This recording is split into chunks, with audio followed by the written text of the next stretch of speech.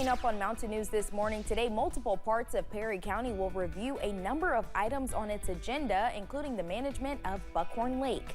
And a new report paints a clear picture of how many Kentucky children go to sleep hungry every night. Dedicated to Eastern and Southern Kentucky, this is WYMT Mountain News this morning.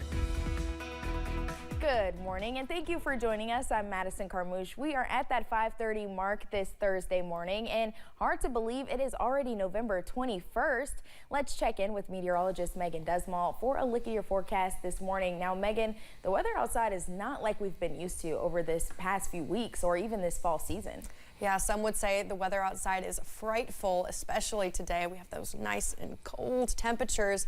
We also have the first flakes of the season, something to be looking out for as you're heading out on the road today. As you can already see, Moorhead's getting a little bit of that mix, but that is not the main part of the storm. That's more of an offshoot. Let me zoom out, and there you can see the bigger thing that is coming our way. And with that, that's when we'll see those flakes on their way to us. Current temperatures, though, quite cold. We're seeing the 30s for most of the area, 36 for Hazard, 32 for Manchester and Harlan, as well as Middlesboro. And if you are in Jonesville, you are in for a cold start to your day, 27 degrees. And we're not going to be warming up too much, as our high temperatures for today, they're happening around 11 a.m. and they're only getting up to the low 40s. So definitely a cold day. So it's a good day to have that WYMT First Alert Weather app so you can get notifications such as how we are doing the next couple of hours as well. So take a look at that hour-by-hour forecast, and we're really just going to have those snows throughout the day. Madison?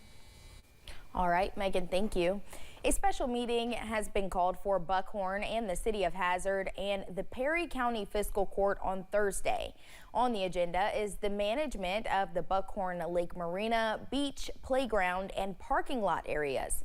Angela Hall works with the Perry County Fiscal Court. The court is looking at the possibility of managing those sections of the state park.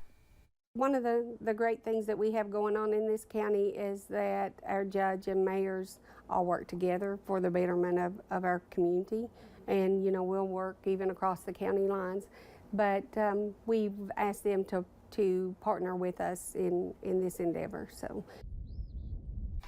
The special meeting is scheduled for 1 o'clock this afternoon at Hazard City Hall. Also on the agenda is the announcement of a new strategic plan for the next 5 years for the city of Hazard. This comes after the success of the previous strategic planning from 5.5 years ago. Hazard Mayor Happy Mobilini says many aspects of what you saw happening downtown with trails and events were part of the previous plan.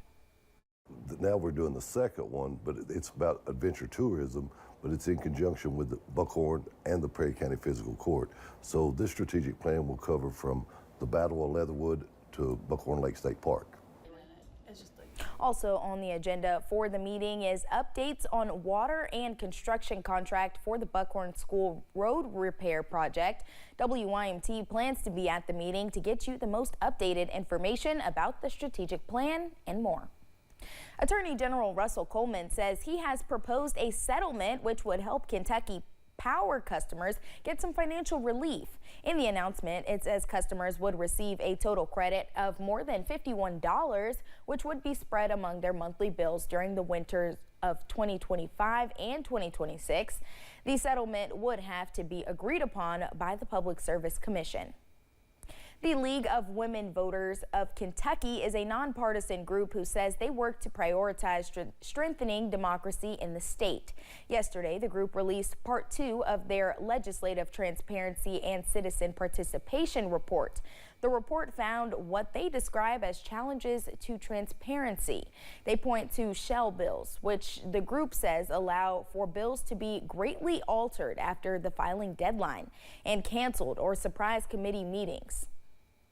We know that these practices are often aimed at efficiency, but they unintentionally exclude the voices of everyday Kentuckians. The recommendations in this year's report include hosting committee meetings at regularly scheduled times and providing notice of surprise meetings. New data from Kentucky Youth Advocates highlights concerning trends in the well-being of Kentucky children. The latest Kids Count report shows nearly 1 in 4 children have experienced at least 2 adverse childhood experiences, which is higher than the national average.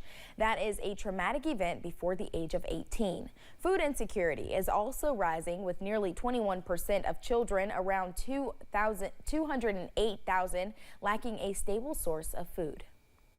If today is a typical day in Kentucky, 1 out of 5 kids woke up living in deep poverty. And tonight, if today is a typical day in Kentucky, 1 in 5 kids are going to go to bed hungry. The report also shows a decline in kindergarten readiness, with only 48% of children prepared to start kindergarten compared to previous years.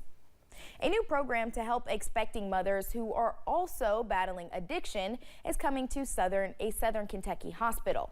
Fort Logan Hospital in Stanford will see construction of a Freedom House next year. The facility is the work of Volunteers of America.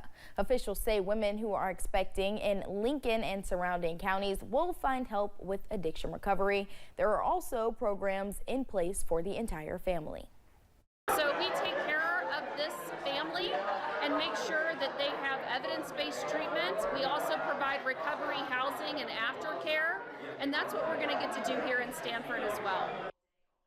A Freedom House in Clay County is so successful that officials say it needs to be expanded. Other Freedom Houses are planned for Northern Kentucky. A new Team Kentucky initiative is inspiring people to embark on personal journeys of health and wellness. Grayson Passmore tells us about the staggering statistics that led state leaders to try and help Kentuckians make changes in their lives.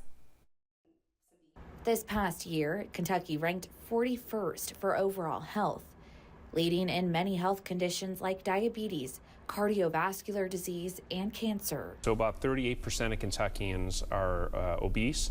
1 in 4 Kentuckians don't exercise outside of work whatsoever.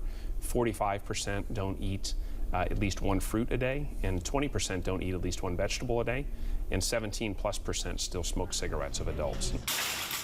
It's these unhealthy habits that the Our Healthy Kentucky Home campaign is hoping to change. Dr. Stephen Stack says the goal is to eat 2 servings of fruits or vegetables a day, exercise at least 30 minutes 3 times per week, and socialize with others. I think you have to have a plan. So every Sunday, as I get into this campaign myself, I'm going to start to sit down and plan ahead for the week so I can go grocery shopping and I can plan and put on my calendar when I'm going to do those exercise activities. So you have to be intentional about it. You can't just hope it happens. Dr. Stack says this initiative is done best when done with others. He says real social connections are just as important for us as eating healthy and exercising. The Surgeon General in 2023 had a report about the United States' epidemic of isolation and loneliness.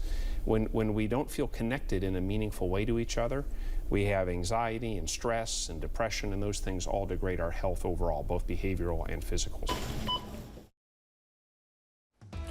Just ahead, this weekend might be a wicked time at the theaters, but AMC wants fans to remember one thing before heading to the silver screen. Older temperatures and snow are in the forecast. I'll have more information coming up.